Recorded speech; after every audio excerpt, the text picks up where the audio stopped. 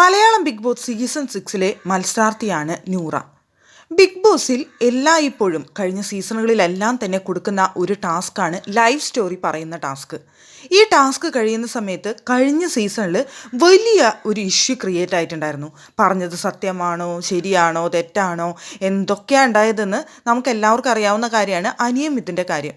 അപ്പോൾ ഈ സീസണിലും ഇവരുടെ ലൈവ് സ്റ്റോറി പറയുന്ന സമയത്ത് എല്ലാവരും ഇവർ പറയുന്നതെല്ലാം ശരിയാണോ എന്നുള്ള കൺഫ്യൂഷൻ ബിഗ് ബോസ് വീടിനുള്ളിൽ തന്നെ നമ്മുടെ റോക്കി പ്രകടിപ്പിക്കുന്നുണ്ടായിരുന്നു. അതുപോലെ തന്നെ പ്രേക്ഷകർക്കും അത് വേണമെന്നുണ്ടെങ്കിൽ ചെകഞ്ഞു പോവാം അവർ പറയുന്ന കാര്യങ്ങൾ കേട്ടുകൊണ്ട്. പക്ഷേ ഇത്തവണ ആരും അങ്ങനെ ചെയ്യാനൊന്നും നിന്നിട്ടില്ല എന്നുള്ളതാണ് യാഥാർത്ഥ്യം. അതിന് മാത്രമുള്ള ലൈഫ് സ്റ്റോറിയിൽ പ്രശ്നങ്ങളോ കാര്യങ്ങളോ ഒന്നും തന്നെ നമ്മൾ കേട്ടിട്ടുമില്ല.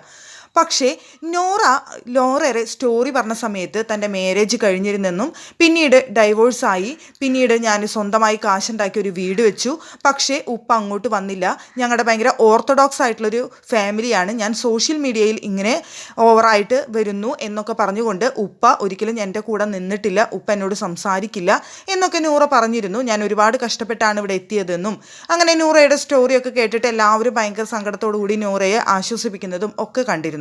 പക്ഷേ ഇപ്പോൾ നൂറയുടെ എക്സ് ഹസ്ബൻഡ് സോഷ്യൽ മീഡിയയിൽ ഇതിനുള്ള ഉത്തരവുമായി വന്നിരിക്കുകയാണ്. നൂറ പറഞ്ഞതെല്ലാം പച്ചക്കള്ളമാണെന്നാണ് നൂറയുടെ എക്സ് ഹസ്ബൻഡ് പറയുന്നത്. ഇപ്പോൾ ഈ എക്സ് ഹസ്ബൻഡ് വിവാഹിതനാണ്, നല്ല ഹാപ്പി ആയിട്ട് ജീവിക്കുന്നു എന്നാണ് ആ വ്യക്തി പറയുന്നത്.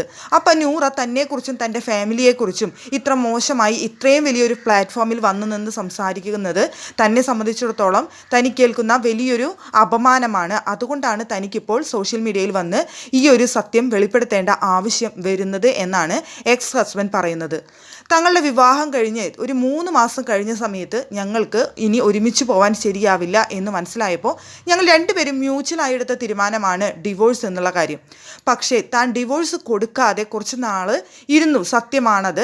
പക്ഷേ അതിന് റീസണും എക്സ് ഹസ്ബൻഡ് പറയുന്നുണ്ട്. നൂറ തനിക്കും തൻ്റെ ഫാമിലിക്കുമെതിരെ, അതായത് അച്ഛനും അമ്മയ്ക്കും എതിരെ പോലീസ് സ്റ്റേഷനിലും മറ്റും കേസ് ഫയൽ ചെയ്യുകയും അവരെ പോലീസ് സ്റ്റേഷനിൽ നിന്നൊക്കെ തനിക്ക് കൂട്ടിക്കൊണ്ടുവരേണ്ട ഒരു അവസ്ഥ ഉണ്ടാവുകയും ഒക്കെ ഉണ്ടായി. പിന്നെ അതുകൂടാഞ്ഞ് ഞങ്ങൾ മ്യൂച്വലായിട്ട് പിരിയാമെന്ന് പറഞ്ഞ് തീരുമാനം എടുത്തതിന് ശേഷം നൂറ കോമ്പൻസേഷൻ ചോദിക്കുന്ന ഒരു കാര്യവുമുണ്ടായി. താനത് കൊടുക്കാനായിട്ട് ഒട്ടും തയ്യാറായിരുന്നില്ല. മ്യൂച്വലായിട്ട് ഞങ്ങൾക്ക് രണ്ടുപേർക്കും പരസ്പരം അങ്ങോട്ടും ഇങ്ങോട്ടും താല്പര്യമുണ്ടായിരുന്നില്ല. അങ്ങനെയുള്ളപ്പോൾ തൻ്റെ ഫാമിലിക്കെതിരെ കേസ് കൊടുക്കുകയും കോമ്പൻസേഷൻ ചോദിക്കുകയും ഒക്കെ ചെയ്തപ്പോൾ താൻ അതിന് തയ്യാറായില്ല.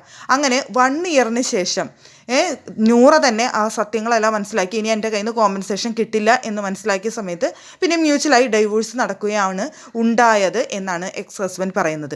അതുപോലെ തന്നെ പറയുന്നുണ്ട്, ഈ നൂറയെ പറയുന്നുണ്ട് അവിടെ ഞാൻ വലിയൊരു വീട് വാങ്ങിച്ചു സ്വന്തമായി ഒരു ഹ്യൂജ് എമൗണ്ട് ഉണ്ടാക്കിയിട്ട് എന്ന് പറയുന്നുണ്ട്. അപ്പോൾ ഈ എക്സ് ഹസ്ബൻഡ് പറയുന്ന കാര്യം എന്താണെന്ന് വെച്ച് കഴിഞ്ഞാൽ, നൂറ എങ്ങനെയാണ് ഇത്രയും huge amount social media platform വഴി ഉണ്ടാക്കിയത് എന്നാണ് ചോദിക്കുന്നത്. നൂറയുടെ ഇൻസ്റ്റാഗ്രാം നോക്കാൻ പറയുന്നുണ്ട്. നൂറ ഇൻസ്റ്റാഗ്രാമിൽ വീഡിയോസ് ഇടുന്നുണ്ട്, ഇല്ലെന്ന് പറയുന്നില്ല. പക്ഷേ ഇൻസ്റ്റയിൽ നിന്ന് ഇപ്പോൾ വരുമാനം വന്നു തുടങ്ങിയിട്ട് വളരെ കുറച്ച് നാളുകളെ ആയിട്ടുള്ളൂ.